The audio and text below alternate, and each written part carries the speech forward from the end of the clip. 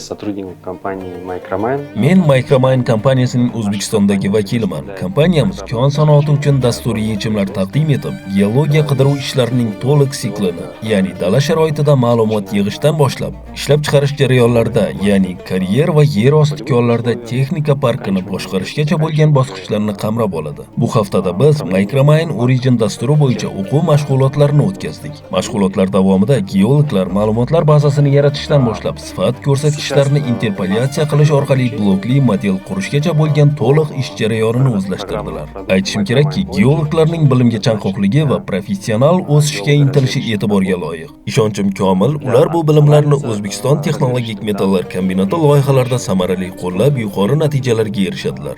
Ularga muvaffaqiyat tilayman.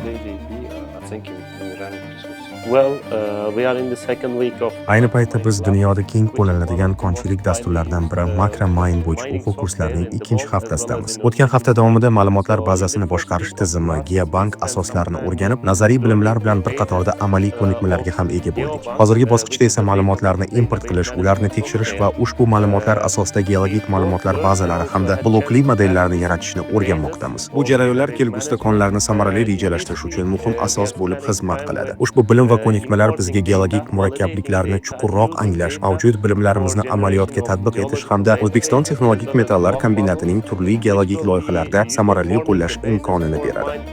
Bu yerda dalada olib borilgan birlamchi geologik baza ma'lumotlarni o'sha Micromine dasturida ishlash va ulardan ma'dan tanalarini hosil qilish va ularni zaxiralarni hisoblash asosiy maqsad qilib qo'yilgan.